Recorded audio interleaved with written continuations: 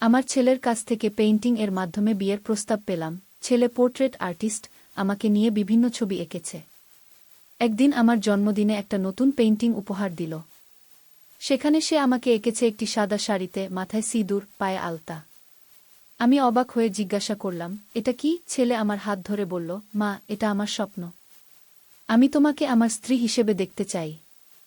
বহুদিন ধরে এই ইচ্ছা চেপে রেখেছি, আজ বলছি, আমাকে বিয়ে করবে?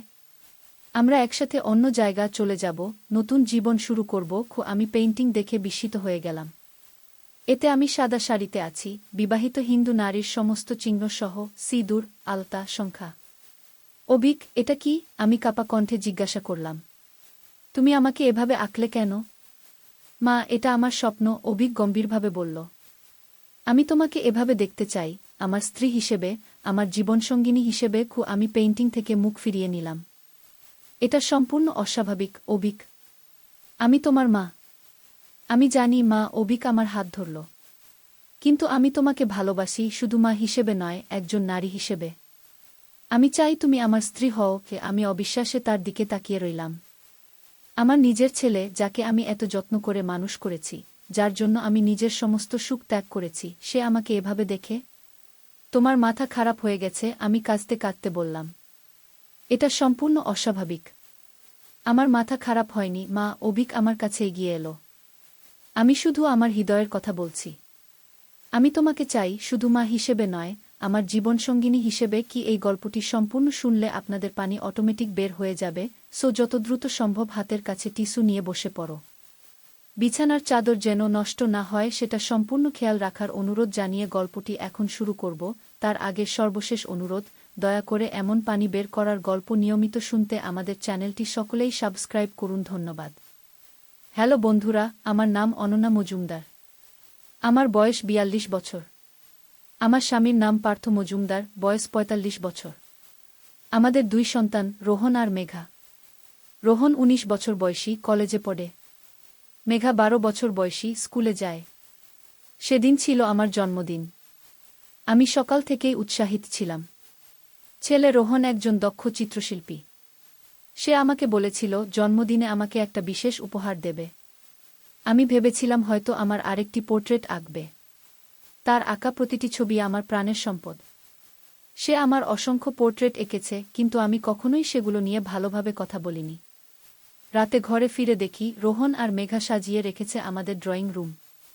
কেক, কিছু ফুল আর কয়েকটা ছোট উপহার। আমার মনটা ভরে গেল। পার্থ অফিস থেকে ফিরে আমাকে একটা সুন্দর শাড়ি উপহার দিল। রোহন বলল, মা, আমার উপহারটা একটু বিশেষ। চলো তোমার স্টাডি রুমে গিয়ে দেখি গু। আমি উৎসাহিত হয়ে তার সঙ্গে গেলাম। সেখানে একটি ক্যানভাসের উপর ঢাকা দিয়ে রাখা ছিল কিছু একটা। রোহন ঢাকা সরিয়ে দিল। আমি দেখে অবাক। এটা ছিল একটি পেইন্টিং যেখানে আমি একটি সাদা শাড়িতে আছি, মাথায় সিঁদুর, হাতে শাখা, পায়ে আলতা। সেই মুহূর্তে আমার শরীরটা শিউরে উঠল। এটা তো বিবাহিত হিন্দু নারীর লক্ষণ। রোহন, এটা কি? আমি অবাক হয়ে জিজ্ঞাসা করলাম। রোহন আমার হাত ধরে বলল, মা, আমার একটা স্বপ্ন আছে। আমি তোমাকে এভাবে দেখতে চাই। আমি আরও অবাক। কি বলছো তুমি? আমি তো তোমার মা। রোহন গম্ভীর হয়ে বলল, মা, আমি তোমাকে শুধু মা হিসেবেই নয়, একজন নারী হিসেবেও ভালোবাসি। আমি চাই তুমি আমার স্ত্রী হও। আমি বহুদিন ধরে এই ইচ্ছা চেপে রেখেছি, কিন্তু আজ বলছি, আমাকে বিয়ে করবে? আমরা একসাথে অন্য জায়গা চলে যাব, নতুন জীবন শুরু করব গো। আমি অবিশ্বাসে তার দিকে তাকিয়ে রইলাম। আমার নিজের ছেলে, যাকে আমি এত যত্ন করে মানুষ করেছি, যার জন্য আমি নিজের সমস্ত সুখ ত্যাগ করেছি, সে আমাকে এভাবে দেখে। হঠাৎ করে আমার মাথা ঘুরতে লাগল। তোমার মাথা খারাপ হয়ে গেছে, আমি কাঁদতে কাঁদতে বললাম। এটা সম্পূর্ণ অস্বাভাবিক। আমার মাথা খারাপ হয়নি মা। রোহন আমার কাছে এগিয়ে এলো। আমি শুধু আমার হৃদয়ের কথা বলছি। আমি তোমাকে চাই, শুধু মা হিসেবে নয়, আমার জীবনসঙ্গিনী হিসেবে গু। আমি ওর হাত ছাড়িয়ে নিয়ে কাঁপতে কাঁপতে বললাম, রোহন, এটা কি বলছো? এটা এটা সম্পূর্ণ অস্বাভাবিক। তুমি আমার ছেলে। আমি তোমার মা গু। রোহন আমার দিকে অদ্ভুতভাবে তাকাচ্ছিল। তার চোখে এক ধরনের উন্মাদনা। আমি ভয়ে কাঁপতে লাগলাম। কিন্তু তারপর হঠাৎ করে সে হাসতে শুরু করল। হা হা হা। মা, তোমার মুখের অভিব্যক্তি দেখলে রোহন প্রচণ্ড হাসতে লাগল। আমি হতবাক হয়ে রইলাম। কি কি হয়েছে? রোহন দরজার দিকে চিৎকার করে বলল, বাবা, মেঘা, এসো। মার মুখের অভিব্যক্তি দেখলে হাসবে। পরমুহূর্তেই দরজা খুলে পার্থ আর মেঘা ঢুকল। তারাও হাসতে শুরু করল। আমি কিছুই বুঝতে পারছিলাম না। কি ব্যাপার? আমি বিভ্রান্ত হয়ে জিজ্ঞাসা করলাম। পার্থ এগিয়ে এসে আমার হাত ধরে বলল, অনন্যা, এটা আসলে একটা অভিনয়। আমরা তোমাকে একটা বড় সারপ্রাইজ দিতে চেয়েছিলাম গো। অভিনয়? আমি বিস্মিত হয়ে জিজ্ঞাসা করলাম। রোহন হাসতে হাসতে বলল, হ্যাঁ মা। আসলে আমি যে কলেজে পড়ি সেখানে আমাদের একটা নাটক করতে হবে। সেটা একটা সাইকোলজিক্যাল থ্রিলার, যেখানে মা-ছেলের সম্পর্কের এক অদ্ভুত মোড় নিয়ে গল্প। আমি সেই চরিত্রে অভিনয় করব। কিন্তু আমি চাইছিলাম আমার অভিনয়টা কেমন হয় তোমার কাছে পরীক্ষা করে দেখতে গু। আমি স্বস্তির নিঃশ্বাস ফেললাম। ও, তাই বলো? তারপর হঠাৎ করে রাগ হলো। কিন্তু এভাবে আমাকে ভয় দেখাবার কি দরকার ছিল? আমি তো প্রায় হার্ট অ্যাটাক করতে যাচ্ছিলাম। মেঘা এগিয়ে এসে আমাকে জড়িয়ে ধরে বলল, মা, এটাই তো সারপ্রাইজ। দাদা সত্যিই অসাধারণ অভিনয় করে। তার ভূমিকা এত বাস্তব মনে হয়েছিল যে আমরা সবাই মুগ্ধ। সে নিশ্চয়ই নাটকে সবাইকে অবাক করে দেবে। আমি এখনও সামলাতে পারছিলাম না। কিন্তু ওই ছবিটা? আমি পেইন্টিংয়ের দিকে আঙুল দেখিয়ে জিজ্ঞাসা করলাম। রোহন একটু হেসে বলল, ওটা আসলে আমার প্রজেক্টের জন্য। আমাদের আর্ট ক্লাসে একটি অ্যাসাইনমেন্ট ছিল, যেখানে আমাদের একটি ট্রান্সফরমেশন পেইন্টিং করতে হবে, অর্থাৎ একজন ব্যক্তিকে ভিন্ন রূপে চিত্রিত করা। আমি তোমাকে বেছে নিয়েছিলাম। তোমার এই নতুন রূপটি আমি কল্পনা করেছি একটি পুরানো ছবি দেখে, যেখানে তুমি তোমার বিয়ের সময় অনেকটা এরকম দেখতে ছিলে গু। এখন আমি বুঝতে পারলাম। ও, তাই বলো? তোমরা আমাকে কিন্তু সত্যিই ভয় দেখিয়েছ। পার্থ আমাকে জড়িয়ে ধরে বলল, সরি অনন্যা। কিন্তু রোহন এত উৎসাহী ছিল তার অভিনয় কেমন হচ্ছে তা দেখার জন্য, যে আমরা এই প্ল্যানটা করেছিলাম। আর তোমার জন্মদিনে তোমাকে একটা অভিনব সারপ্রাইজ দিতে চেয়েছিলাম গো। আমি দীর্ঘশ্বাস ফেললাম। ঠিক আছে। কিন্তু এরকম সারপ্রাইজ আর কখনো দিও না। আমার হার্ট রেট এখনও স্বাভাবিক হয়নি গো। রোহন আমাকে জড়িয়ে ধরে বলল, সরি মা। কিন্তু আমি জানতাম তুমি আমাকে মাফ করে দেবে। আমি তোমাকে ছোট আরেকটা সারপ্রাইজ দিতে চাই। চলো আমার সাথে গু। রোহন আমাকে নিয়ে ঘরের বাইরে গেল, বাকি দুজন আমাদের অনুসরণ করল। রোহন আমাকে ড্রয়িং রুমে নিয়ে গেল, যেখানে টেবিলের উপর একটি অন্য ক্যানভাস ছিল, ঢাকা দিয়ে রাখা। এটা তোমার আসল জন্মদিনের উপহার, রোহন বলল ঢাকা তুলে নিয়ে। আমি দেখলাম একটি চমৎকার পেইন্টিং, যেখানে আমরা চারজন একসাথে আছি, আমি, পার্থ, রোহন আর মেঘা। এটা ছিল একটি পারিবারিক পোর্ট্রেট, এত বাস্তব যে মনে হচ্ছিল যেন একটি ফটোগ্রাফ। আমাদের মুখে হাসি, চোখে ভালোবাসা। এটা অসাধারণ ছিল। রোহন, আমি অবাক হয়ে বললাম। এটা এটা অসাধারণ। রোহন হাসল। তোমার পছন্দ হয়েছে মা? আমি তাকে জড়িয়ে ধরে বললাম, হ্যাঁ, খুব ভালো লেগেছে। এটা আমার সবচেয়ে প্রিয় উপহার হবে গে। মেঘা বলল, মা, আমাদের আরও একটা সারপ্রাইজ আছে। দাদা অতিরিক্ত ফলো করতে গিয়েও শেষে ভালো কিছুই করেছে। আরও সারপ্রাইজ? আমি জিজ্ঞাসা করলাম। আশা করি এবার আমাকে ভয় দেখাবে না গি। পার্থ হাসল। না, এবার তোমাকে খুশি করবে। আমরা তোমার জন্য একটা স্পেশাল ট্রিপ প্ল্যান করেছি। আগামী সপ্তাহে আমরা একসাথে হিমালয়ে যাব। তুমি সবসময় পাহাড়ে যেতে চেয়েছিলে, তাই না? আমি অবাক হয়ে তাদের দিকে তাকালাম। এটা সত্যিই আমার জন্য একটা বড় সারপ্রাইজ ছিল। আমি সবসময় হিমালয়ে যেতে চেয়েছিলাম, কিন্তু কখনো সময় পাইনি। সত্যি? আমি উত্তেজিত হয়ে জিজ্ঞাসা করলাম। হ্যাঁ, রোহন বলল।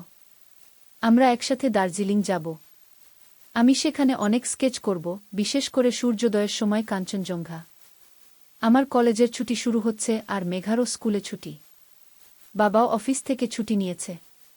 শুধু তোমার ছুটি দরকার। আমি আনন্দে হাসলাম।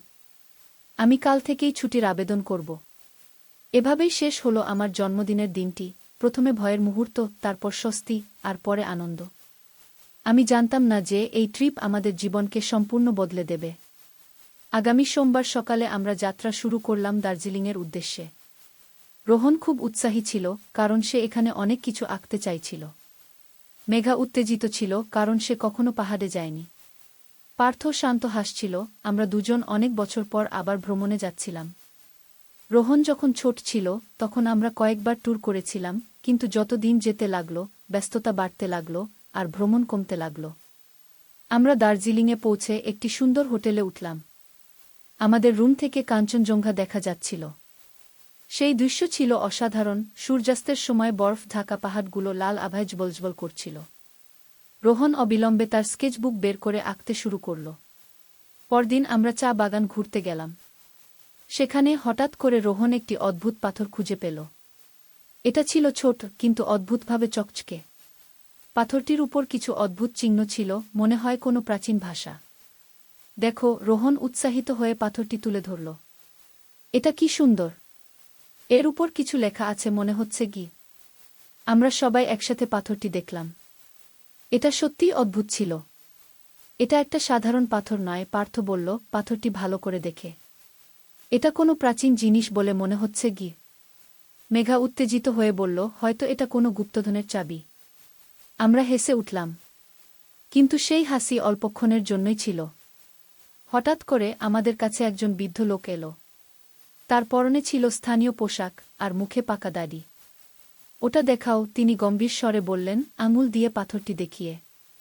রোহন সন্দেহজনকভাবে পাথরটি ধরে রাখল। কেন? এটা আমি পেয়েছি গু। বৃদ্ধ লোকটি আমাদের দিকে তাকালেন, তার চোখে একটা অদ্ভুত ভাব। তোমরা জানো না এটা কি? এটা বিপজ্জনক হতে পারে আমি রোহনের কাছে গিয়ে বললাম, দেখাও ওনাকে। হয়তো উনি কিছু জানেন এটা সম্পর্কে গু। রোহন অনিচ্ছা সত্ত্বেও পাথরটি বৃদ্ধ লোকটির হাতে দিল। তিনি পাথরটি ঘুরিয়ে ফিরিয়ে দেখলেন, তারপর একটা দীর্ঘশ্বাস ফেললেন। এটা যা আমি ভেবেছিলাম, তিনি বললেন। এটা মৃত্যুর পাথর মৃত্যুর পাথর? আমরা সবাই একসাথে জিজ্ঞাসা করলাম। বৃদ্ধ লোকটি মাথা নাড়লেন। হ্যাঁ, এটি প্রাচীন শেরপা উপজাতির একটি পবিত্র বস্তু। কথিত আছে যে এই পাথর স্পর্শ করে তার জীবনে অদ্ভুত ঘটনা ঘটে, কখনো সুখের, কখনো দুঃখের। রোহন চোখ বড় করে জিজ্ঞাসা করল, কিন্তু আপনি এটাকে মৃত্যুর পাথর বললেন কেন? বৃদ্ধ লোকটি নিচু স্বরে বললেন, কারণ এই পাথরের সাথে একটি অভিশাপ জড়িত। ঐতিহ্য অনুসারে এই পাথর যার কাছে থাকবে তার পরিবারের কেউ একজন অদৃশ্য হয়ে যাবে গু। পার্থ হেসে উঠল। এসব কুসংস্কার। আমরা এতে বিশ্বাস করি না গি। বৃদ্ধ লোকটি গম্ভীর হয়ে বললেন, বিশ্বাস না করাটাই ভালো, কিন্তু সাবধান থাকা উচিত। এই পাথরটি নিয়ে যাও, কিন্তু একটা উপদেশ দিই। আজ রাতেই এটা নীল চাঁদের মন্দিরে রেখে এসো। সেটাই সবার জন্য মঙ্গল হবে গু। মেঘা আমার হাত ধরে কাঁপতে লাগল। মা, আমার ভয় করছে গু। আমি মেঘাকে সান্ত্বনা দিয়ে বললাম, ভয় পাবার কিছু নেই। এসব গল্পকাহিনী গু। বৃদ্ধ লোকটি একটা দীর্ঘশ্বাস ফেলে পাথরটি রোহনের হাতে ফিরিয়ে দিলেন। তোমাদের ইচ্ছা, কিন্তু মনে রেখো পাথরের অভিশাপ সত্য।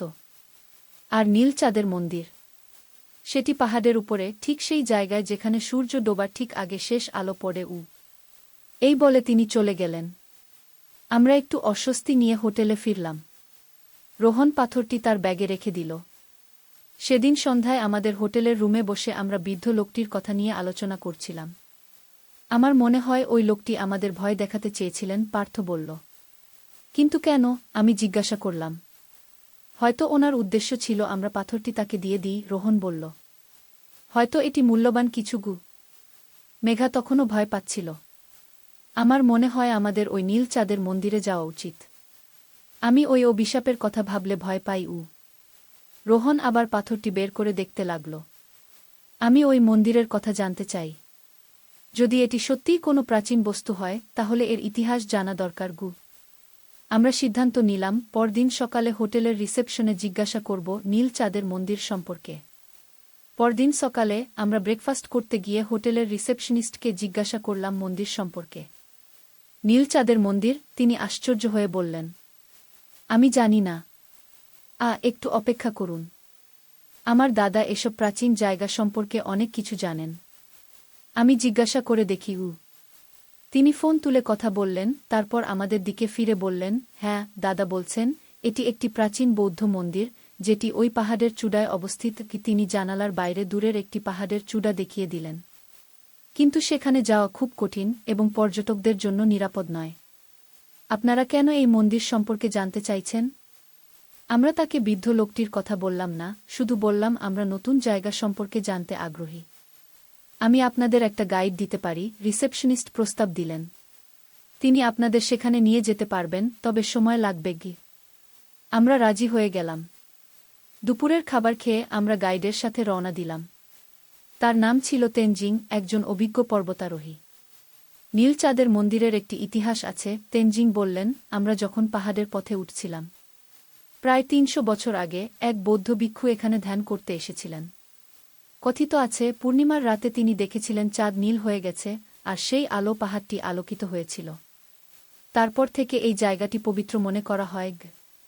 আর ওই পাথর সম্পর্কে কিছু জানেন? রোহন জিজ্ঞাসা করল। ব্যাগ থেকে পাথরটি বের করে। তেনজিং পাথরটি দেখে থমকে গেলেন। এটা এটা কোথায় পেলেন?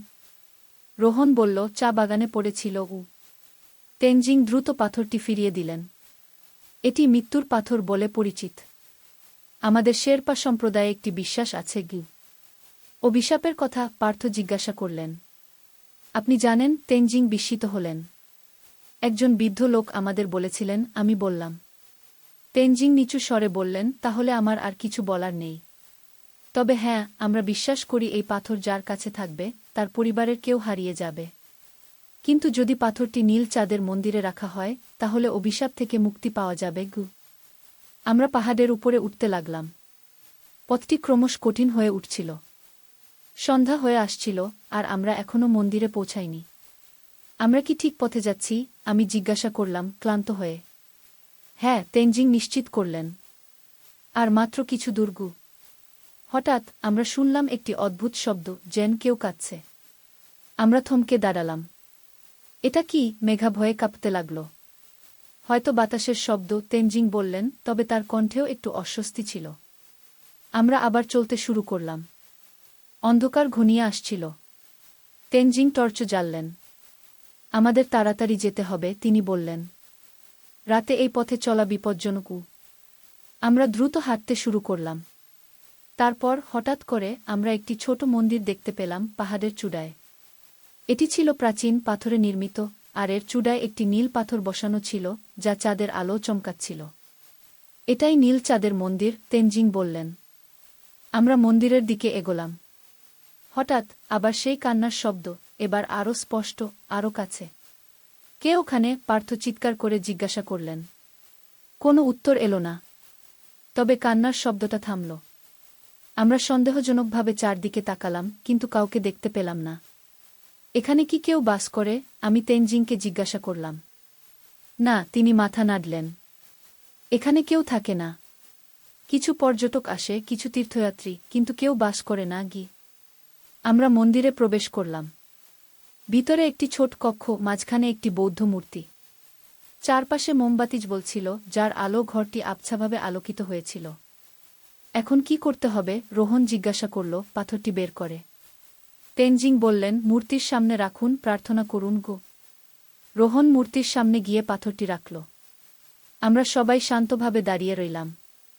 হঠাৎ একটি অদ্ভুত ঘটনা ঘটল। মন্দিরের ভিতরে এক প্রবল বাতাস বইতে শুরু করল, যেন একটি ঝড়। মোমবাতিগুলো নিভে গেল, আমরা অন্ধকারে ডুবে গেলাম। কি হচ্ছে? মেঘা চিৎকার করে উঠল। আমরা একে অপরকে খুঁজতে লাগলাম অন্ধকারে। তেনজিং টর্চ জ্বালানোর চেষ্টা করলেন, কিন্তু সেটি কাজ করছিল না। সবাই শান্ত থাকুন, পার্থ বললেন। এটা শুধু একটা ঝড়। কিন্তু এটা ঝড় ছিল না। হঠাৎ রোহনের একটা চিৎকার শোনা গেল। মা! বাবা! কেউ আমার হাত ধরছে। রোহন! আমি ভয়ে উন্মাদের মতো তাকে খুঁজতে লাগলাম অন্ধকারে। কোথায় তুমি? আর কোনো উত্তর এলো না। ঝড় থেমে গেল, মোমবাতিগুলো আবার জ্বলে উঠল। আমরা তাকিয়ে দেখলাম রোহন অদৃশ্য হয়ে গেছে। রোহন! আমি চিৎকার করে উঠলাম। রোহন, কোথায় তুমি? মেঘা কাঁদতে শুরু করল। পার্থ মন্দিরের বাইরে দৌড়ে গেলেন রোহনকে খুঁজতে। তেনজিং হতবাক হয়ে দাঁড়িয়ে রইলেন। অভিশাপ! তিনি ফিসফিস করে বললেন। আমি বিশ্বাস করতে পারছিলাম না। এটা কিভাবে সম্ভব? রোহন কোথায় গেল? আমরা সারারাত ধরে তাকে খুঁজলাম পাহাড়ের চারপাশে, মন্দিরের ভিতরে বাইরে, কিন্তু কোনো চিহ্ন পেলাম না। পরদিন সকালে আমরা পুলিশে খবর দিলাম। তারা একটি অনুসন্ধান দল পাঠালো, হেলিকপ্টার দিয়ে এলাকা খুঁজে দেখল, কিন্তু কোনো ফল হল না। রোহন যেন বাতাসে মিলিয়ে গেছে। আমরা বিধ্বস্ত হয়ে হোটেলে ফিরলাম। মেঘা অবিরাম কাঁদছিল। পার্থ স্তব্ধ হয়ে গিয়েছিলেন। আমি কি করব বুঝতে পারছিলাম না। অভিশাপ সত্যি হয়েছে, তেনজিং বললেন যখন তিনি আমাদের হোটেলে রাখতে এসেছিলেন। আমি দুঃখিত। আপনি কি সত্যিই বিশ্বাস করেন এটা কোনো অভিশাপ? আমি কান্নায় ভেঙে পড়লাম। তেনজিং দীর্ঘশ্বাস ফেলে বললেন, আমাদের সংস্কৃতিতে অনেক কিছু আছে যা বোঝা যায় না। কিন্তু আমি বিশ্বাস করি রোহন ফিরে আসবে। কিভাবে? পার্থ জিজ্ঞাসা করলেন। পূর্ণিমার রাতে, তেনজিং বললেন। যখন চাঁদ নীল হয়ে যাবে। কিন্তু চাঁদ তো নীল হয় না, মেঘা বিরক্ত হয়ে বলল। তেনজিং হাসলেন। সাধারণত নয়। কিন্তু এখানে বছরে একবার একটি অদ্ভুত প্রাকৃতিক ঘটনা ঘটে। পূর্ণিমার রাতে যখন চাঁদের আলো মন্দিরের চূড়ায় থাকা নীল পাথরে পড়ে, তখন সেই প্রতিফলন চাঁদকে নীল দেখায়। এটি প্রতি বছর ঘটে ঠিক একই দিনে। সেই দিন কবে? আমি আগ্রহের সাথে জিজ্ঞাসা করলাম। ভাগ্যবশত আগামীকাল, তেনজিং বললেন। আমরা সিদ্ধান্ত নিলাম আগামীকাল রাতে আবার মন্দিরে যাব। এটা অযৌক্তিক মনে হলেও এছাড়া আমাদের আর কোনো আশা ছিল না। পরদিন সারাদিন ধরে আমরা অপেক্ষা করলাম। আমরা পুলিশের সাথে যোগাযোগ রাখলাম, কিন্তু তারাও রোহনের কোনো খবর পায়নি। সন্ধ্যা হতেই আমরা আবার তেনজিংয়ের সাথে মন্দিরের দিকে রওনা দিলাম। এবার পথটা আমাদের চেনা ছিল। আমরা অপেক্ষাকৃত দ্রুত পৌঁছে গেলাম মন্দিরে। চাঁদ উঠে এসেছিল, উজ্জ্বল এবং পূর্ণ। তেনজিং আমাদের মন্দিরের ভিতরে অপেক্ষা করতে বললেন। বাইরে আকাশে চাঁদ উঠছিল ক্রমশ উপরে। এখন কি ঘটবে? মেঘা অস্থিরভাবে জিজ্ঞাসা করল। অপেক্ষা করো, তেনজিং বললেন। যখন চাঁদ ঠিক মন্দিরের উপরে আসবে, তখন তার আলো নীল পাথরে পড়বে, আর সেই মুহূর্তে তিনি কথা শেষ করার আগেই আমরা দেখলাম চাঁদের আলো মন্দিরের চূড়ায় পড়েছে। হঠাৎ চারপাশে একটি নীল আলো ছড়িয়ে পড়ল। এটা অদ্ভুত, অবাস্তব দেখাচ্ছিল। চাঁদের আলো সত্যিই নীল হয়ে গিয়েছিল।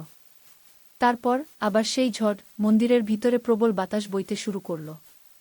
মোমবাতিগুলো নিভে গেল, কিন্তু এবার অন্ধকার হল না, কারণ চারপাশে নীল আলো ছড়িয়েছিল। হঠাৎ মন্দিরের মাঝখানে, ঠিক যেখানে রোহন অদৃশ্য হয়েছিল, সেখানে একটি আলোর গোলক দেখা গেল। আমরা অবাক হয়ে দেখতে লাগলাম কিভাবে সেই আলোর গোলক ক্রমশ একটি মানুষের আকার নিচ্ছে। আর তারপর রোহন! আমি চিৎকার করে উঠলাম। সেখানে দাঁড়িয়ে ছিল আমার ছেলে, কিন্তু সে যেন বদলে গিয়েছিল। তার চোখে এক অদ্ভুত আলো, চেহারায় এক অভিনব প্রশান্তি। মা! সে ধীরে ধীরে বলল, যেন দূর থেকে কথা বলছে। আমরা সবাই তার কাছে ছুটে গেলাম, তাকে জড়িয়ে ধরলাম। তুমি কোথায় ছিলে? আমি কাঁদতে কাঁদতে জিজ্ঞাসা করলাম। রোহন আমাদের দিকে তাকালো, তার চোখে এখনও সেই অদ্ভুত আলো। আমি জানি না ঠিক কোথায় ছিলাম। এক অন্য জগতে, যেখানে সময় অন্যরকম, আলো অন্যরকম। কি দেখেছিলে সেখানে? তেনজিং আগ্রহের সাথে জিজ্ঞাসা করলেন। রোহন চোখ বন্ধ করে বলল, অসংখ্য অদ্ভুত জিনিস, যা বর্ণনা করা যাবে না। কিন্তু আমি একটা জিনিস বুঝতে পেরেছি, আমাদের জগৎ, এই বাস্তবতা, এটা শুধুমাত্র একটি অংশ। অনেক বাস্তবতা আছে একে অপরের সাথে যুক্ত। আমরা হতবাক হয়ে তার কথা শুনলাম।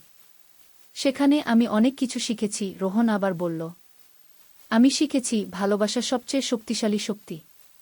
এটা সময় ও বাস্তবতার সীমানা অতিক্রম করতে পারে। সে আমার দিকে তাকিয়ে বলল, মা, তোমার ভালোবাসাই আমাকে ফিরিয়ে এনেছে। যখন আমি সেই অন্য জগতে ছিলাম, তখন তোমার ডাক শুনতে পেয়েছিলাম। তোমার কান্না, তোমার প্রার্থনা আমাকে পথ দেখিয়েছে। আমি আবার তাকে জড়িয়ে ধরলাম। আমি তোমাকে কখনো ছাড়ব না। রোহন হঠাৎ দুর্বল হয়ে পড়ল। আমি ক্লান্ত, খুব ক্লান্ত। আমরা তাকে সাহায্য করে হোটেলে ফিরে এলাম।